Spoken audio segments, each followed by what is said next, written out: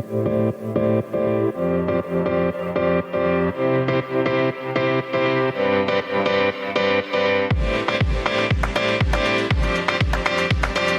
is the Entrepreneur on Campus podcast. Let's go.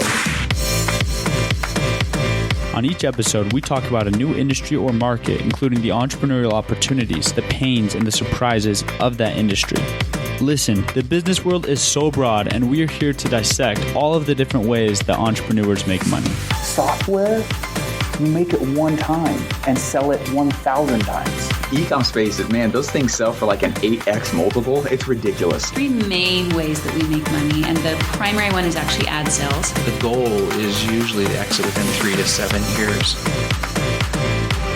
I'm your host, Matthew Brown, and I've created this podcast to help you discover hidden opportunities. Thank you for tuning in, and here is today's episode.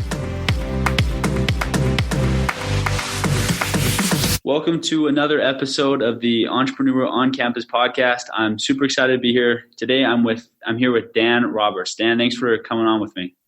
Hey, no problem, Matt. It's nice to be here. So I'd love to tell you guys a little bit about Dan. So Dan was the director of technology at Hunton Andrews Kurth Law Firm and Sherman Sterling Law Firm. And while he was there, he struggled to get other lawyers to adopt technology into the practice. He recognized that was an issue. He also did a lot of work with startups and VCs and found that there were lots of problems involved. And so Daniel Roberts, he co-founded Savvi Technologies with his brother in 2017, joining the company full-time in 2018. Savvi is a legal technology platform that provides automated legal platforms for startups. So that's a little bit about Dan, a little bit about Savvi. So Dan, did you ever see yourself becoming an entrepreneur, or is this something that kind of just fell into your lap? Honestly, I always had planned on becoming an entrepreneur. Even when I went into law, I was thinking at some point I wanted to start my own business. I come from a family of entrepreneurs, so there are 7 siblings. I have an older brother who started a company and, has grown that to almost 50 employees. Another brother who works at a startup. Obviously, me and my other brother have started Savvi, and we have a younger brother who's also working at a startup. So we were all kind of have an entrepreneurial blood, I guess. My dad was actually an entrepreneur in the 1980s, 1990s, started one of the first computer programming startups in Utah County. And so kind of our motivation or the drive to be an entrepreneur kind of stems from my dad going all the way back then. So, I think it's always been my plans. Very cool. And a little bit more specifically, it sounds like your dad was pretty heavily involved with technology. Your company is very technology based. You feel like technology specifically has come from the family too? Absolutely. My dad was actually graduated from one of the first computer science cohorts out of BYU, and then started his software company right out of there. Back in the 80s, software wasn't a really big thing. He wasn't very popular, and he applied it in a few ways that other people weren't applying it. And so all growing up, we'd go and visit my dad's office, and technology, computer software was kind of a thing that was kind of exciting for us. So I've always envisioned if I were to do a startup, it would be in the computer software kind of, now what you call SaaS industry. So you went to college, and did you have that kind of idea like, hey, I'm looking for opportunities right now? Or did you decide that you wanted to become a lawyer and later in life start your own thing? I wasn't looking heavily as an undergrad. I was looking more towards going a professional route. So either getting a PhD, an MBA, or a law degree. So I was kind of heavily focused on doing that, and then at some point in the future coming back to entrepreneurship. So I didn't look at it heavily as an undergrad. Gotcha. Okay, so you became a lawyer, went to law school, and then Can you tell me kind of how Savvi started? Yeah. So as you mentioned, I was heavily involved with technology at my former firm. It was called Hunt & Andrews Kurth, and I was tasked with getting legal workflows set up for startup entity formations. I got those workflows set up and then was trying to get additional technology adoption in different areas and different practices in the law firm, and just was bumping up against lawyers not wanting to adopt technology. It's, they're making a lot of money billing by the hour. And so increasing their efficiency is not something that is on their agenda. They do not, it's not something that they're looking at because, hey, if they're getting paid a lot of money to do what they're doing, why should they change? So the adoption of technology was frustrating. The lack of it, better said, it was frustrating in the law firm, especially in big law. And then when I was working with entrepreneurs, being entrepreneurial myself, having, a lot of my family members being entrepreneurs, it was very frustrating seeing the bills that we were sending over, where I was billing $700 an hour or more to just work on standard templates and change a few names, dates, and numbers in those templates. And then the startup would get the legal bill at the end of the month. And it's an amount that for a couple hours of my work reflects more than the entrepreneur is paying themselves for their entire month's wages. And so it's, the legal bill eating up months and months of runway was just frustrating for me, knowing how cash strapped some of these entrepreneurs were, how scrappy they were, and how they were trying to make as much capital go as far as they could. And then the legal bill just eats it up when so much of that could have been automated. It was frustrating for me, man. And so that's kind of where Savvi was born. That's from that frustration. We talked to tons of entrepreneurs, and everybody said, hey, legal is one of the biggest pain points in the entrepreneurial journey. So if we could come up with some way to lessen that pain point, there was going to be a huge market for it. Oh, I totally agree with that. I've talked to a lot of young people who are interested in starting companies, very smart, intelligent people. And multiple of them have just said, you know what, like the thing that I hesitate with the most is I hate the idea of being sued. I hate the law coming after me and the expenses there. And so, yeah, definitely a huge pain. So then did you saw this pain? Did you start telling your brother about this and he started looking into it? Because you mentioned that he started working on the company full time and you were still working in law a little bit, right? That's right. So my co-founder, he's been working in startups for a few years. So he worked here in Utah for 2 different technology startups, more as kind of a product and project management role. And then he left those to start his own company. And he bumped up against, some product market fit issues with the company he was working on and was starting to look for potentially, the next thing he was going to move on to. And I kind of told him like, hey, if you're in between gigs right now and looking for the next potential startup that you want to work on, here's my experience with legal and the potential huge market that we have, for moving into this space. Why don't you look into that? And if it's something that you see a big market for and a potential opportunity, let's look at starting a company here. And so he was, I was at the firm at the time. He had the time available to kind of jump into this feet first.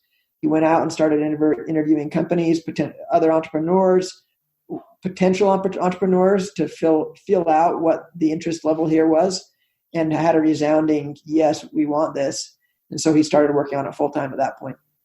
Very cool. So it seems like it has a very disruptive type of model because, like you mentioned, lawyers are charging exorbitant amounts to do some somewhat simple things. Obviously, not all of it's simple.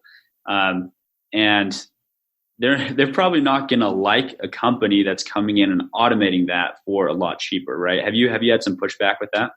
It's very interesting because a lot of lawyers that work in the more complex corporate spaces, So doing financings and M&A events, they do startup work, not because they make money on it, but because they just want to get the companies under their umbrella, get them in their portfolio, so that when they do get to the more complex work where you do want a lawyer involved, they're slotted in. And so those types of attorneys actually appreciate what we're doing, and we're partnering with those lawyers because they're already losing money on entity formations, the more basic workflows, because companies like Savvi are commoditizing those. We're driving the costs down. So if the attorney wants to capture that work, they're going to have to lose money on it. It's going to have to be a loss leader for them. And so we talk to a lot of attorneys who say, hey, could we partner with you so that we send those early stage clients your way, but then we're slotted in as their complex corporate counsel. When they get to a more complex matters, they come to us. And those attorneys actually love what we're doing because, like I said, they're already losing money. There is a subset of corporate attorneys who maybe their practice isn't built around the more complex stuff, and they have been doing a large amount of this simple entity formations, basic equity agreements, option plans, simple financings. And those attorneys, we are eating into their practice. But whether we're doing it or somebody else, they're going to lose that anyways because it's a commoditized service at this point. LegalZoom started this movement. You could go and get a very basic entity set up through LegalZoom, and that started eating into some of the attorneys who were doing that in the first place. They were losing that to LegalZoom.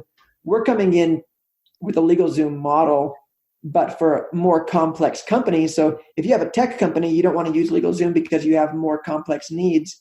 They could still be automated. It's just not something that LegalZoom's automating. So we're coming in and automating those, and again, eating into a certain subset of attorneys' practices. But the big law attorneys don't want to be doing this work. They recognize it's a commodity. So we're actually gaining some traction with them, and they're partnering with us.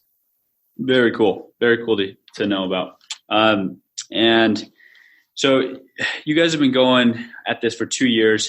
Is the software built out to like a good point? How big is your team? Have you guys grown a lot in the past 2 years? Absolutely. So we are currently at about 6 full-time employees. About half of that is our development team, and we have myself and one other attorney, and then Matt, who is my co-founder, who's doing kind of the biz dev, that role.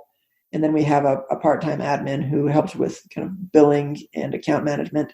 So we're up and running. We have a platform that has just under 100 companies that are using the platform to date. So we definitely have traction, and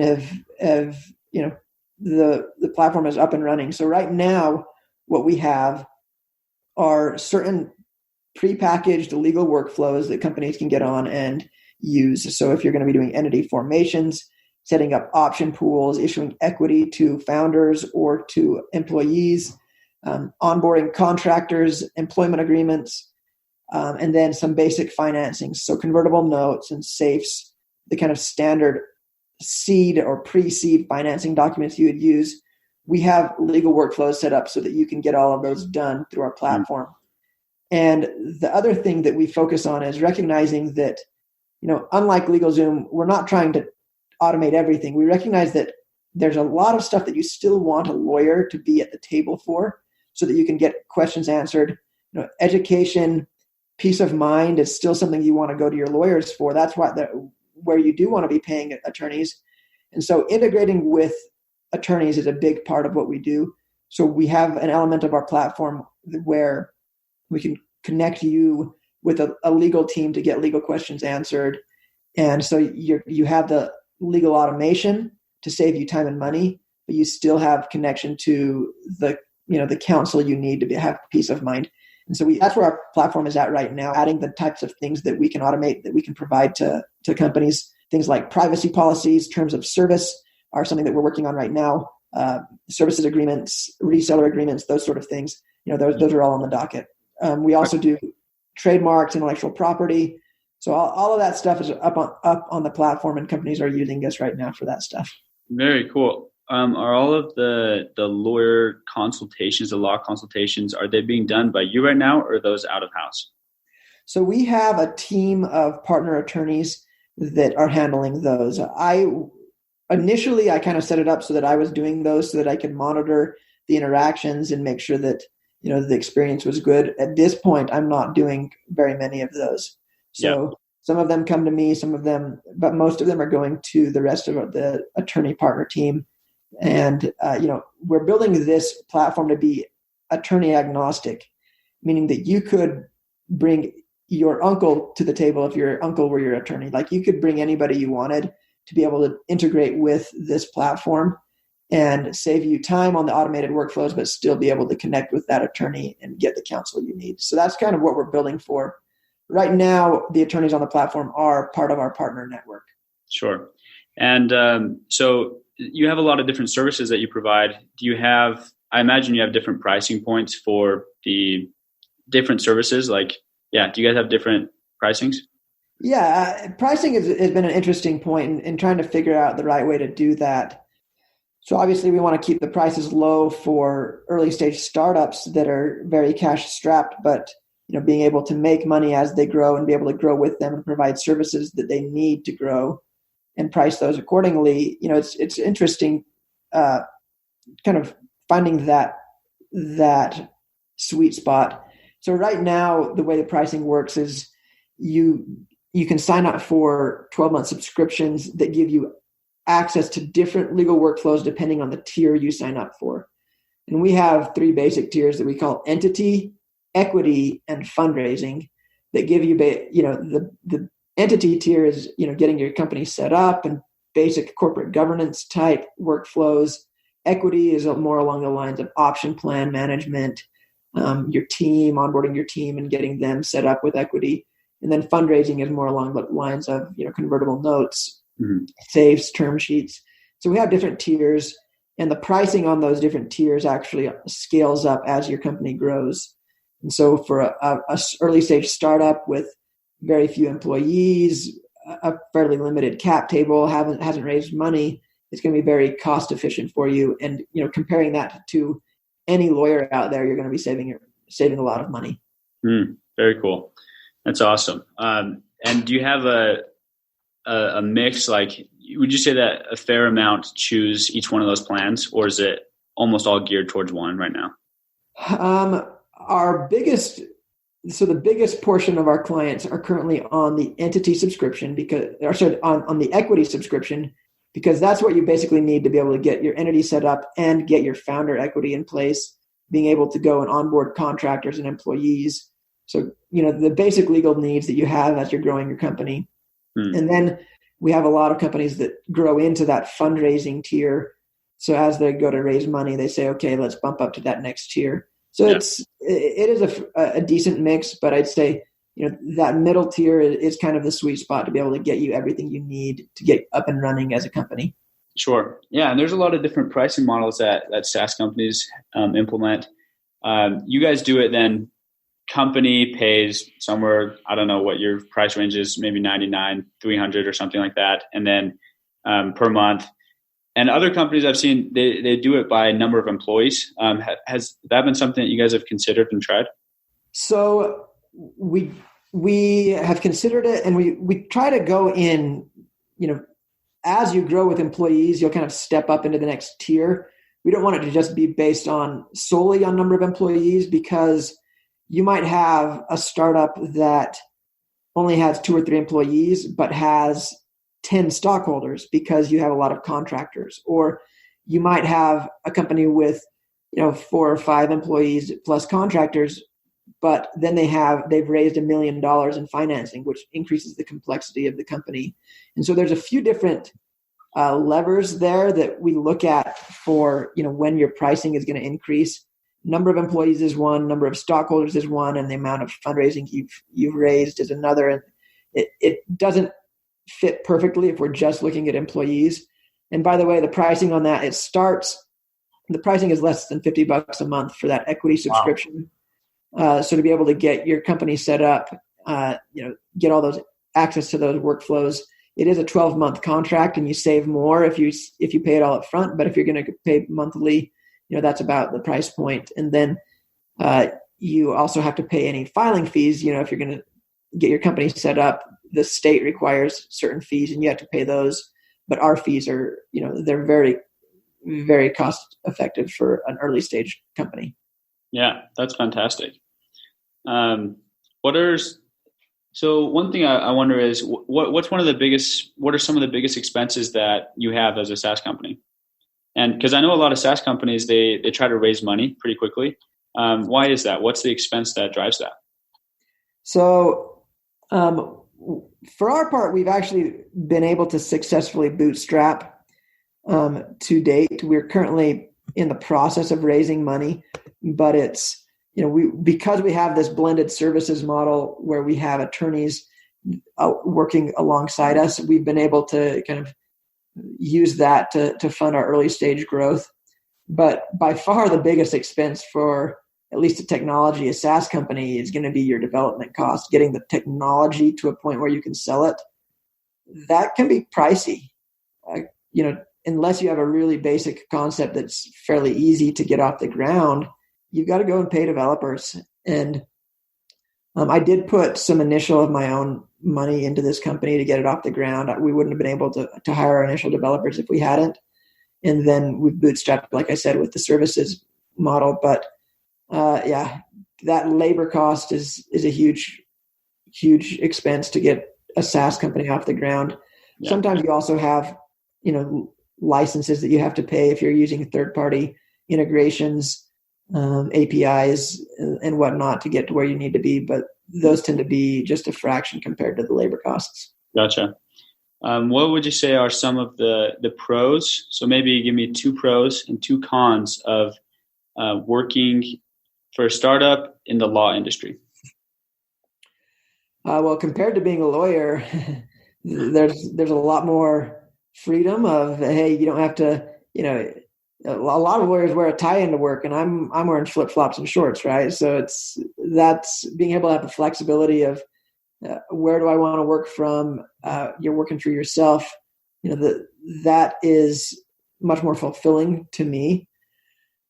And then I don't know, being able to take an idea that you want to see come to fruition that could really benefit a lot of people and be really profitable, seeing that come together is really rewarding. And those are, in my view, the kind of 2 biggest pros of being an entrepreneur in this space is, hey, and then another pro is because the legal industry has been so slow to adopt technologies, it's kind of a big open space to be able to define what happens for the future of legal technology. If we can become a major player in this space, then we are shaping the legal industry for years to come. So that's exciting as well. Some of the cons, legal technology has been slow to be adopted because lawyers are slow to adopt technology. So it's a challenge to work in this space. The other, con, obviously, being an entrepreneur who used to be an attorney, the payout so far has been very little. I've gone without a paycheck for a lot of my time as an entrepreneur compared to the paychecks that you're getting as an attorney. It's definitely a step down, but again, so far the pros have outweighed the cons. But yeah, anytime you go into entrepreneurship, you're going to be taking a hit up front on what you're going to be making in the hopes that in the long run you can make more. Sure. Is this something that you plan on selling sometime in the future, or is it something you would like to stick with? We are building this with the thought that we want to grow this into a company that can be acquired. As an entrepreneur, in the tech space, that tends to be what you look for. Yeah. We're not looking for this to be a family-owned business in 20 years, that lifestyle business or anything. So, yeah.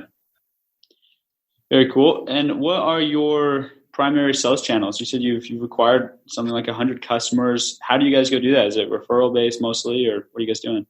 Our biggest sales channels is we tend to work with different entrepreneurship groups that see a volume of entrepreneurs that want to come through and start their companies, and so we end up providing partnership deals to a lot of those groups. So a lot of BYU, like BYU, U of U in Utah, in the Utah market, we've worked with different entrepreneurship groups at those universities. We're expanding into other markets in Colorado, Texas, and California with the same model. Like, hey, universities are a big source of entrepreneurship.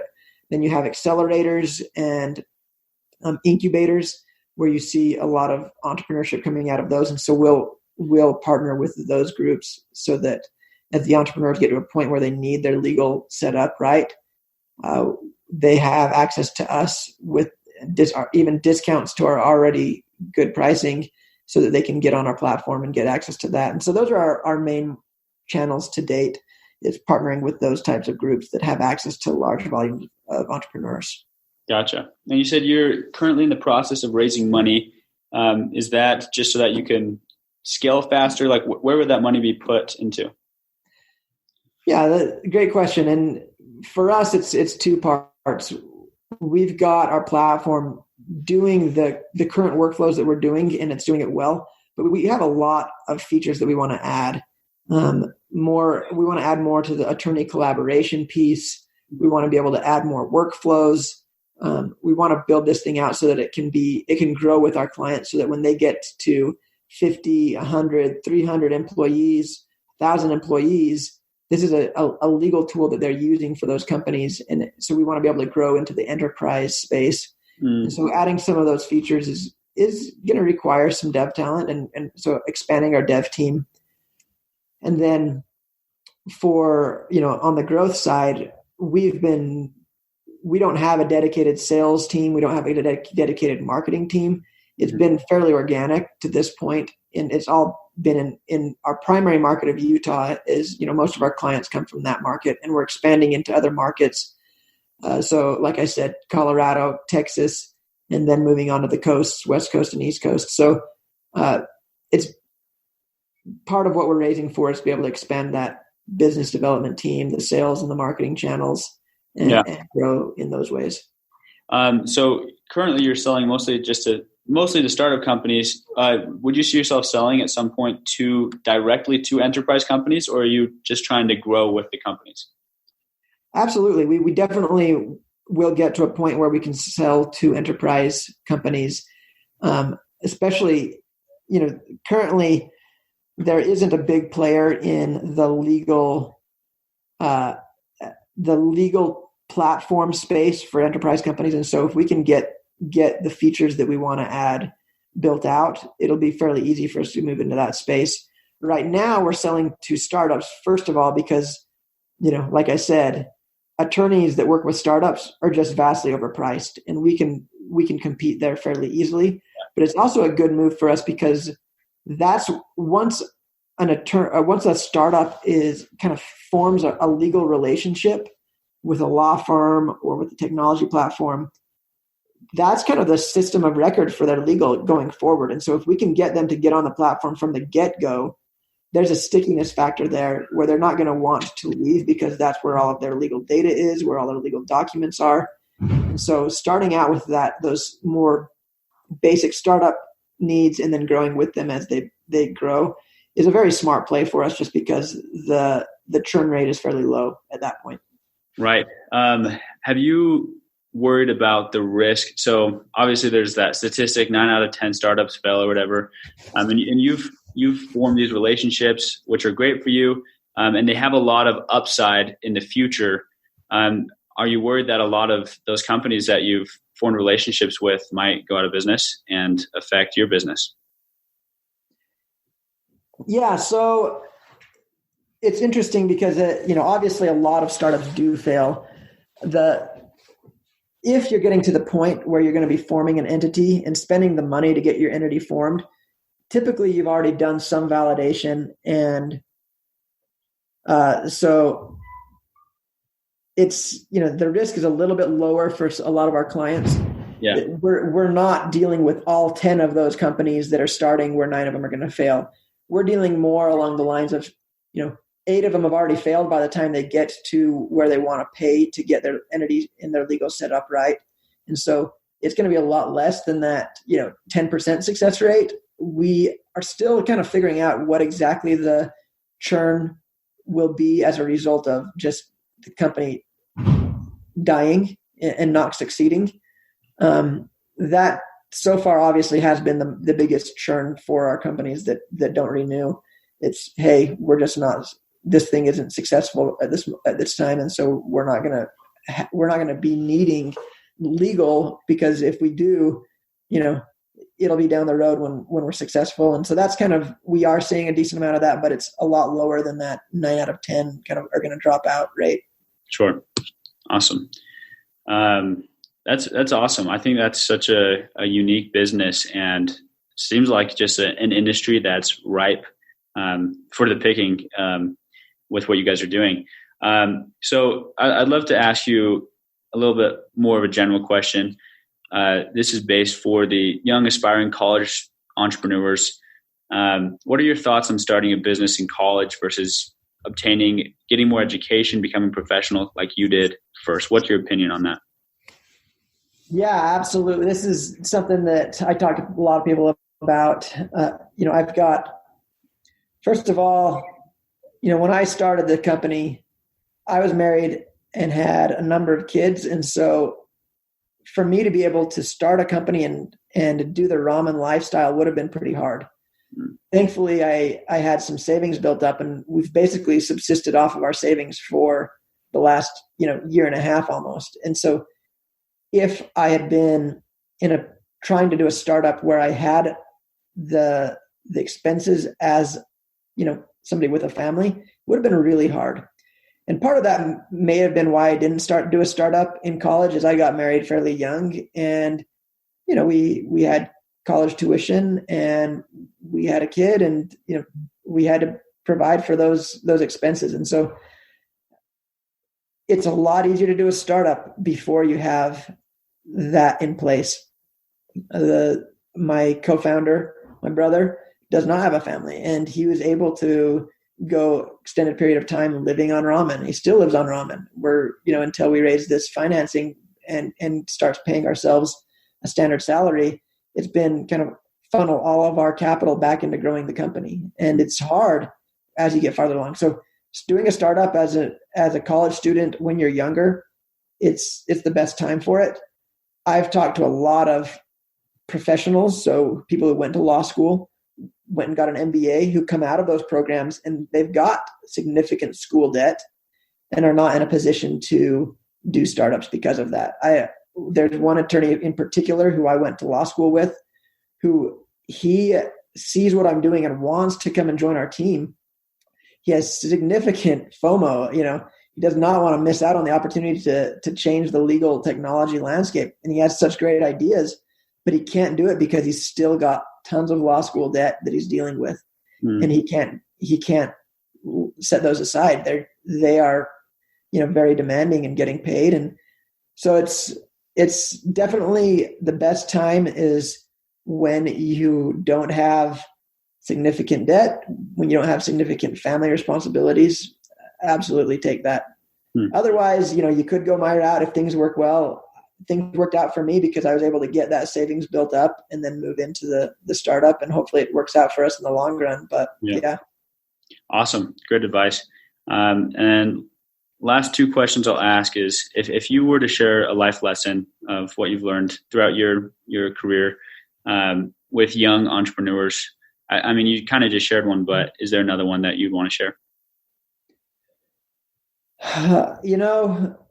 Not every idea is a good idea, but what's tricky is that it takes life experience to figure out when you have a good idea. Sometimes you think you've got a good idea and then you go out there and it's already been done, or, the process to get it to where it'll be profitable is going to be really hard, or it's not going to be profitable. People won't pay for it. So, it takes a lot of kind of experimentation to get to that point. And so I'd recommend, hey, either go start getting experience as early as you can, doing internships, getting out in the industries that you want to operate in, learn what works, what doesn't.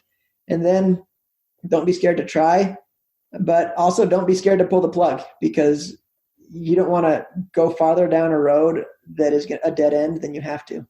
Mm-hmm. Love it. Awesome. Last question I'd like to ask, and I ask this to a lot of my guests, just mostly out of curiosity, is do you have a morning routine? Say that again? Do you have a morning routine? A morning routine? Yeah, my morning routine is wake up and take my kids to school and then get to work early. So nice. What time do you get up? Depends on if I have work that needs to be done before I leave or not, but it's 6:30 ish. Yeah. Sometimes it's 4:30, sometimes it's 5:30, but getting the kids to school requires 6:30 at the latest. Gotcha. Awesome. Well, thank you so much for coming on to the podcast today. I feel like this was a very insightful interview into the legal industry and also into SaaS companies in general. So thank you. Okay. Thanks, Matthew. Okay. We'll talk to you later. All right. Thank you so much for listening today. Go ahead and check out Savvi. Also, go look at Entrepreneur on Campus Instagram page, and I will be adding an update every week when I post an episode.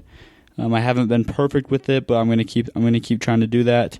And then if this is something that you're enjoying, I hope that you can subscribe, keep listening, and leave a rating and review. Share it with a friend. It means a lot to me. I'm hoping to continue spreading this word. Thank you guys again for listening. Got some great feedback this week. I got an email that mentioned that the Entrepreneur on Campus podcast got listed as number 34 in the United States of America for entrepreneurship, and I'm super hyped about that. So thank you guys for listening, and hope you can keep on enjoying this podcast. Thank you guys again for listening. I love you. Have a good one.